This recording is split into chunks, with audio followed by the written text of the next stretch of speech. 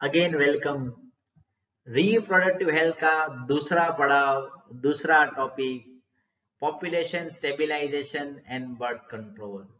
यानी कि हम इस वीडियो में पढ़ने वाले हैं कॉन्ट्रासेप्टिव मेथड्स। तो चलिए स्टार्ट करते हैं। सबसे पहले वर्ल्ड पॉपुलेशन डे हम सेलिब्रेट करते हैं 11 जुलाई को। आपको भी पता है, मुझे भी पता है, जैसे टाइम आगे बढ़ता है वैसे पॉपुलेशन भी बढ़ती है, यानी कि डेथ रेट कम होती है और पॉपुलेशन जो है वो बढ़ती है। और मजेदार बात बता दूं, IMR इन्फेंट मोर्टेलिटी रेट, जो बच्चे हैं इन्फेंट है, इसकी डेथ रेट कम होती है। मैटरनल मोर्टेलिटी रेट, मदर की डेथ रेट भी कम होती है, तो ऑटोमेटिक रिप्रोडक्टिव एज के बच्चे हैं वो आगे बढ़ेंगे, तो पॉपुलेशन तो ऑटोमेटिक जो है वो इंक्रीज होगा। उसके लिए एक और भी मजेदार बात है, RCH प्रोग्राम, अच्छी फैसिलिटी, अच्छी मेडिकल, अच्छे थिंग्स प्रोवाइड की तो पॉपुलेशन इंक्रीज हुआ। और जब पॉपुलेशन इंक्रीज हुआ तो एक प्रॉब्लम आई, बेसिक रिक्वायरमेंट कम हुई, यानी कि scarcity of the basic requirement. Basic requirement तो उतनी ही थी, यानी कि फूड लिमिटेड है, शेल्टर लिमिटेड है, क्लॉथिंग लिमिटेड है, तो उसकी बीच में कंपटीशन स्टार्ट हुई। ये सबसे मेजर प्रॉब्लम स्टार्ट हुआ।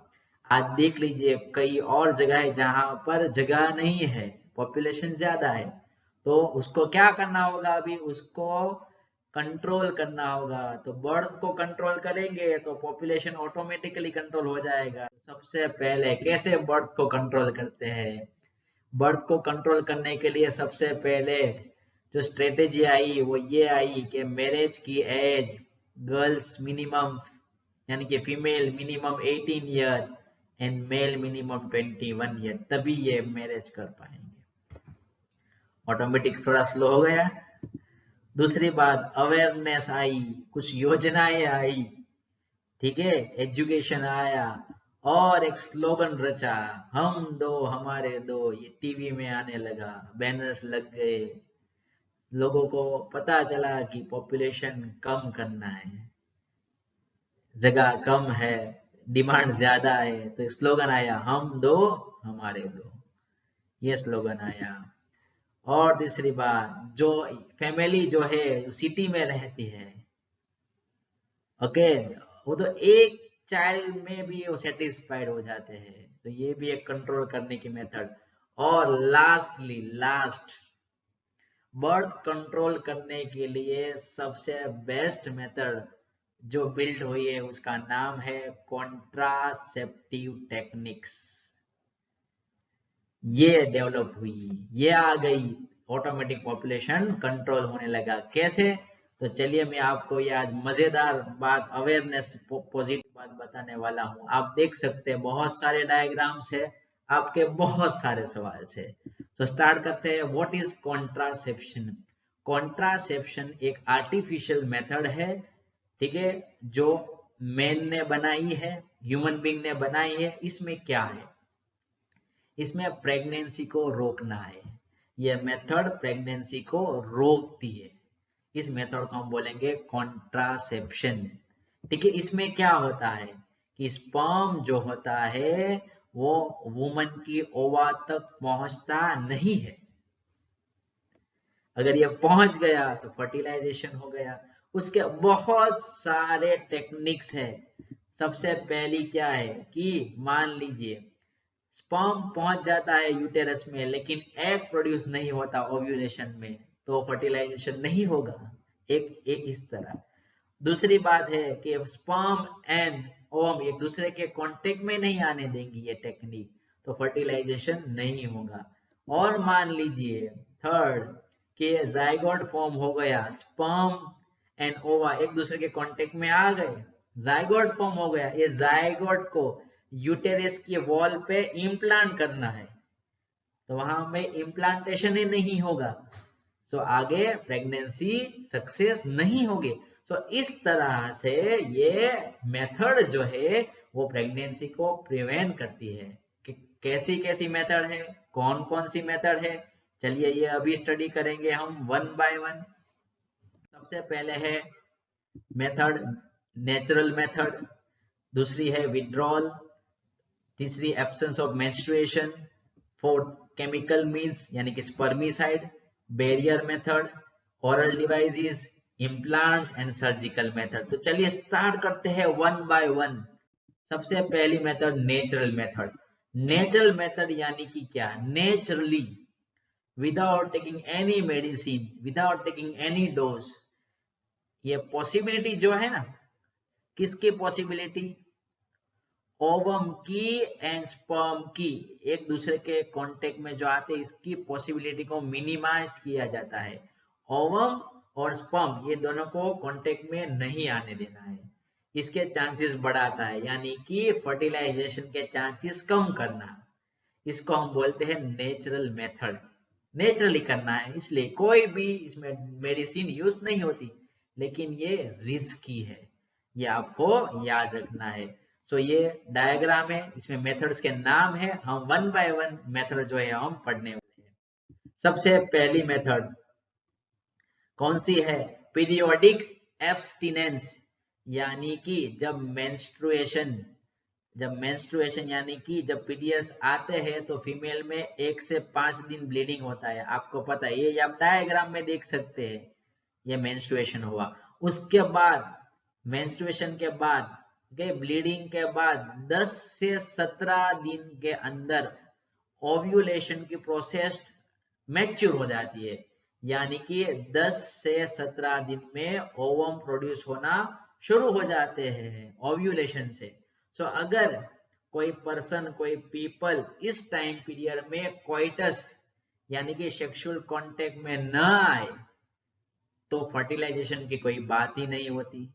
लेकिन एक मजेदार बात मैं आपको बता दूं, अगर 17 डेज के बाद यानी कि इस टाइम पीरियड में, ये मैंने यहाँ पे अंडरलाइन किया है, आप देख सकते हैं, अगर इस टाइम पीरियड में कोइटस यानी कि सेक्सुअल कांटेक्ट में आए और स्पर्म अंदर एंटर हो जाए तो चांसेस है कि फर्टिलाइजेशन न हो, लेकिन एक और चांसेस है फर्टिलाइजेशन हो भी सकता है, इसलिए ये रिस्की है।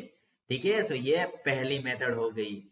इसलिए ये जो है, ये प्रैक्टिकली जो है वो हम उसके भरोसा नहीं कर सकते, क्योंकि ये नेचर ये फीमेल के हॉर्मोन्स के ऊपर डिपेंड है, इसलिए। दूसरी बात, विड्रॉल और कोइटस इंटररप्टस, यानी कि क्या, जब कोइटस, जब सेक्सुअल कांटेक्ट में होते हैं मेल एंड फीमेल, तो मेल का पेनिस फीमेल के वेजाइना में होता है। सो पेनिस में से स्पर्म रिलीज होता है, आपको पता है। तो जब ये स्पर्म रिलीज होने वाला होता है तभी मेल क्या करेगा, मेल जो है वो आप डायग्राम में देख सकते हैं, मेल जो है वो स्पर्म को जो है वो इजेक्ट कर देगा आउटसाइड ऑफ द वेजाइना। ठीक है, इनसाइड स्पर्म को रिलीज नहीं करेगा, लेकिन आउटसाइड करेगा। लेकिन ये भी रिस्की है, कभी इतना एक्साइटेड हो जाते हैं कि पता ही नहीं चलता कि स्पर्म अंदर ऑलरेडी इजेक्ट हो गया है, इसलिए ये भी इजेक्ट है। सो इंसेमिनेशन अवॉइड करना है, इसका कहने का मतलब ये है, ये आपको याद रखना है। तीसरी मेथड है एब्सेंस ऑफ मेंस्ट्रुएशन। इसका कहने का मतलब ये है, इसको बोलते हैं लैक्टेशनल एमिनोरिया, यानी कि क्या, जब फीमेल जो है वो बच्चे को बर्थ देती है तभी लैक्टेशन यानी कि ये मिल्क प्रोड्यूस होता है और ये मदर जो है वो बच्चे को ब्रेस्ट फीडिंग करवाती है। हार्मोन एक्टिव होता है प्रोलैक्टिन, जब ये प्रोलैक्टिन हार्मोन एक्टिव हो जाता है तभी ये 3 hormone GnRH follicle stimulating hormone and luteinizing hormone इसका सिक्रेशन कम हो जाता है।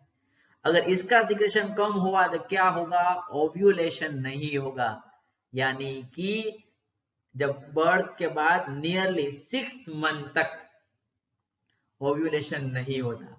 इस टाइम के दरमियान आप कोइटस यानी कि सेक्सुअल कांटेक्ट में आए और अंदर स्पर्म रिलीज हो जाए तो चांसेस है कि फर्टिलाइजेशन न हो, लेकिन इसकी कोई गारंटी नहीं है, ये भी रिस्की है। 6 महीने में के बाद 5 महीने में भी ये हार्मोन एक्टिवेट हो जाए, ज्यादा हो जाए और अगेन जो है वो ओवम प्रोड्यूस होना शुरू हो जाए, तो ये भी रिस्की है। ठीक है, इसमें कोई भी मेडिसिन जरूरत नहीं है, इसमें कोई भी मेडिसिन हम यूज नहीं करते, इसलिए ये इसके कोई साइड इफेक्ट नहीं है। लेकिन एक सेंटेंस आप देख लीजिए यहाँ पर, chances of failure is also high. ये भी आपको याद रखना है, भूल नहीं जाना है। ठीक है, उसके बाद बैरियर मेथड। बैरियर यानी कि क्या?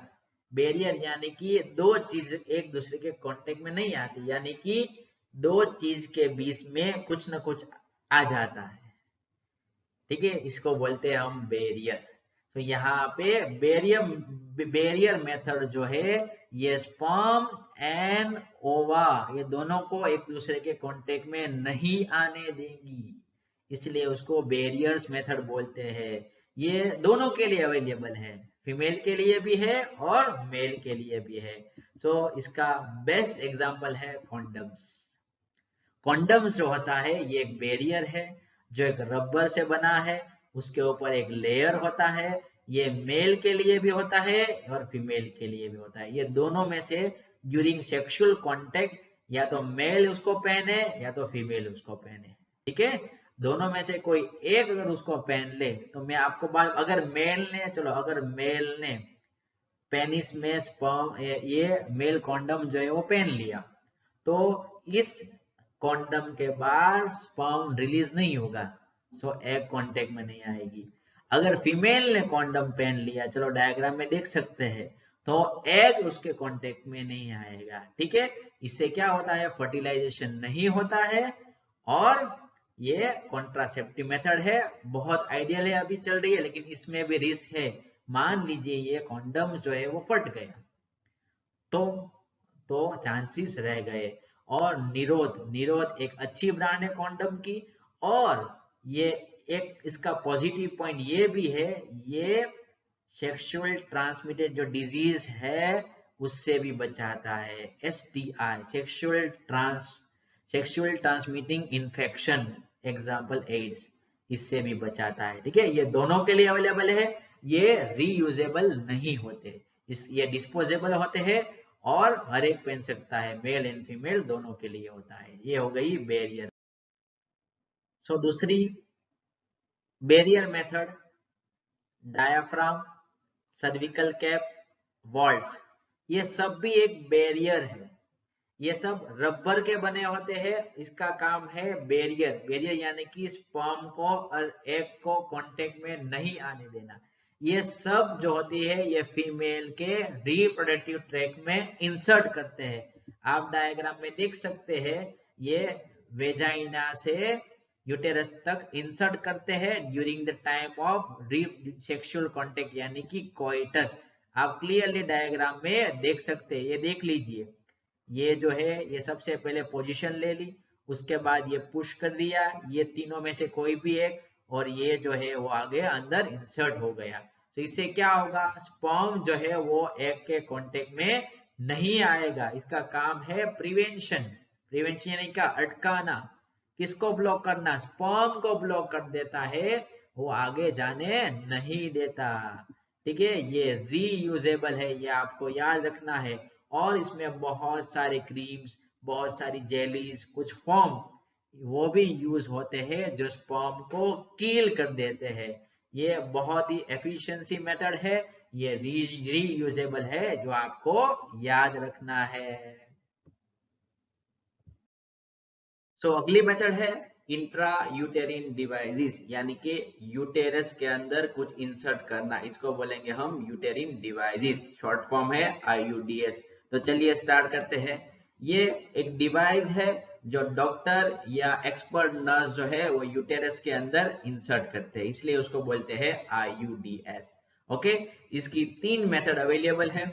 आप सबसे पहले डायग्राम में देख सकते हैं ताकि कंफ्यूजन क्लियर हो जाए। ये देख लीजिए, अब ये यूटेरिन वॉल है। ओके, ये यूटेरस के अंदर डिवाइस इंसर्ट करना है, ये कुछ ना कुछ रिलीज करता है ताकि प्रेगनेंसी को रोका जाए। तो सबसे पहली मेथड है नॉन मेडिकेटेड IUDs, दूसरी है कॉपर रिलीजिंग IUDs, तीसरी है हार्मोन रिलीजिंग IUDs। ये तीनों मेथड हमें ब्रीफ इंट्रोडक्टरी पढ़ना है, तो चलिए स्टार्ट करते हैं। सबसे पहली मेथड नॉन मेडिकेटेड आईयूडीएस। ये मेथड में एक लिपिज लूप है, आप डायग्राम में देख सकते हैं लिपिज लूप। इसका काम है स्पर्म की मोटिलिटी को सप्रेस करना, स्पर्म की मोटिलिटी को रिड्यूस करना। और सिंपली बात बता दूं, ये स्पर्मिसिडल है, स्पर्म को किल करने वाली मेथड, यानी कि नॉन मेडिकेटेड आईयूडीएस लिपिज लूप आपको याद रखना है, ठीक है। उसके बाद दूसरी है कॉपर रिलीजिंग आईयूडीएस। नाम से ही पता चलता है कि ये डिवाइस जो है वो यूटेरस के वो अंदर इंसर्ट होगा और ये कॉपर मेटल रिलीज करेगा। ये कॉपर एक मेटल है, ये क्या काम करता है, ये स्पर्म की मोटिलिटी को सप्रेस करता है, आप देख सकते हैं यहाँ पर स्लाइड में, और फर्टिलाइजेशन कैपेसिटी को घटाता है, कम करता है। उसके एग्जांपल्स है कॉपर टी, कॉपर 7 एंड मल्टीलो 375, ये आपको याद रखना है। तीसरी मेथड है हार्मोन रिलीजिंग आईयूडीएस। नेम से ही पता चलेगा, इसका काम है हार्मोन रिलीज करना। ये डिवाइस अंदर इंसर्ट होगा, ये हार्मोन रिलीज करेगा। ये हार्मोन का क्या काम होगा, जब फर्टिलाइजेशन हो जाएगा तब जाइगोट फॉर्म होगा। और आपको पता है नॉर्मल प्रोसेस जाइगोट इम्प्लांटेशन होता है, यानी कि एंडोमेट्रियम वॉल पे वो अटैच हो जाता है। तो ये क्या करेगा, ये हार्मोन रिलीज करेगा प्रोजेस्टेरॉन, और एंडोमेट्रियम लेयर फॉर्म नहीं होने देगा। ओके, सो क्या होगा, इम्प्लांटेशन नहीं होगा। अगर इम्प्लांटेशन नहीं होगा तो क्या होगा, प्रेगनेंसी आगे सक्सेस नहीं हो पाएगी। तो इसका काम है इम्प्लांटेशन को रोकना। ओके, ये भी करंटली अवेलेबल है। इसके एग्जांपल है प्रोजेस्टेसट LNG-20। तो ये तीनों मेथड आइडियली फीमेल के अंदर ओके इंसर्ट की जाती है, और ये प्रेगनेंसी को रोकने के लिए है, और ये most widely use contraceptive method है। उसमें से सबसे बेस्ट जो है वो हार्मोनल रिलीज है एंड कॉपर टी है, ठीक है, ये आपको याद रखना है। उसके बाद पढ़ेंगे ऑरल डिवाइसेस, याद रखना है। ओके, दूसरी बात ऑरल कॉन्ट्रासेप्टिव। ऑरल यानी कि क्या, जो हम टेबलेट के फॉर्म में जो लेते हैं उसको बोलते हैं हम ऑरल। सो ये टेबलेट के फॉर्म में क्या होता है, ये टेबलेट के फॉर्म में हार्मोन यानी कि एस्ट्रोजन एंड प्रोजेस्टेरोन होते हैं। इसको ऑरली लेते हैं इसलिए हम बोलते हैं उसको पिल्स।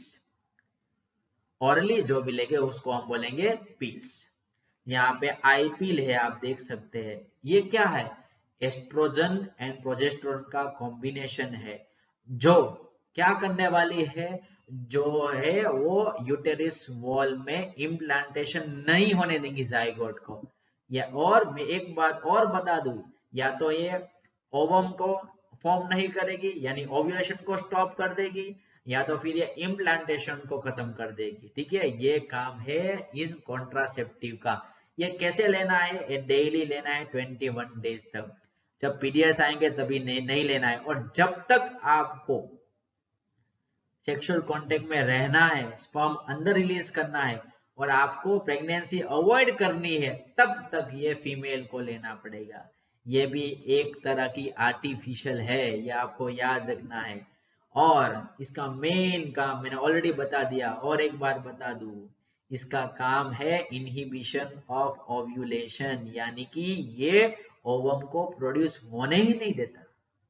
दूसरी बात इम्प्लांटेशन, अगर मान लीजिए ओवम प्रोड्यूस हो जाए, स्पर्म कांटेक्ट में आ जाए, ओके, फर्टिलाइजेशन हो जाए, तब भी ये इम्प्लांटेशन नहीं होने देगा, जाइगोट में से एम्ब्रियो ही नहीं बनेगा, तो प्रेगनेंसी कैसे सक्सेस होगी। इसलिए ये भी एक केमिकली है, वन टाइप का आर्टिफिशियल, ठीक है। आप देख सकते हैं डायग्राम में, ये मान लीजिए कि ये ओव्यूलेशन नहीं हुआ, आप देख लीजिए, और यूटेरिन वॉल जो है ये चेंज हो गई, ठीक है। सो इम्प्लांटेशन भी नहीं होगा। सो ये आपको क्लियरली याद रखना है। ओके, एक एग्जांपल है सहेली, आपके बुक में ही है, जो एक ओरल कॉन्ट्रासेप्टिव है जिसमें नॉन स्टेरॉइडल प्रिपरेशन है। ये एक वीक में एक बार ले सकते हैं, ठीक है। लेकिन मैं आपको बात बता दूं, ये जो है वो डेंजरस होती है, इसके साइड इफेक्ट बहुत सारे होते हैं, ठीक है। सो डॉक्टर की कंसल्टेंट के बगैर ये कुछ भी मेडिसिन, ये कुछ भी ओरल या कुछ भी ट्राई करने की जरूरत नहीं है। और बात इंजेक्टेबल एंड इम्प्लांट, जैसे टेबलेट के फॉर्म में ली थी वैसे ही इंजेक्शन के फॉर्म में अगर एस्ट्रोजन एंड प्रोजेस्टेरोन लेंगे तो इसको बोलेंगे हम इंजेक्टेबल। ओके, डायग्राम में आप देख सकते हैं यहाँ पे ये लड़की जो है ये इंजेक्शन के फॉर्म में हाई डोज में जो है ये सब ले रही है। इसका काम क्या है, ओव्यूलेशन को खत्म करना यानी कि स्टॉप करना, इम्प्लांटेशन को खत्म करना। और इम्प्लांट्स, इम्प्लांट्स यानी कि नेक्स्ट प्लेनन, इसका काम क्या है, ये एक प्लास्टिक की ट्यूब है, देख सकते हैं आप। ओके, इम्प्लांट में क्या होता है, एक प्लास्टिक की ट्यूब होती है, ओके, जो हैंड्स में लगाई जाती है और इसका काम है प्रोजेस्टेरोन को रिलीज करना। ये इंजेक्टेबल एंड इम्प्लांट ये दोनों मेथड जो है वो इमरजेंसी कॉन्ट्रासेप्टिव है, ये हाई डोज होती है और जब सेक्सुअल कांटेक्ट हो जाए और 72 आवर्स के बीच में जिसको दिया जाता है। ठीक है, सो ये आपको याद रखना है, ये सब मेडिसिनल है, ये सब केमिकल है, ये जो है ये हार्मफुल होते हैं, विदाउट डॉक्टर कंसल्टेंट या आप उसको परचेज भी मत करना और लेना भी मत। ठीक है, लास्ट मेथड सर्जिकल मेथड यानी कि permanent block of sperm and ओवा, इसको बोलते हैं हम स्टरिलाइजेशन। ये मेथड रिवर्सिबल के चांसेस बहुत कम है। तो चलिए पढ़ते हैं। सबसे पहले ये सर्जिकल मेथड का काम है गैमेट को ट्रांजिस्ट करने से बचाना, स्टॉप करना।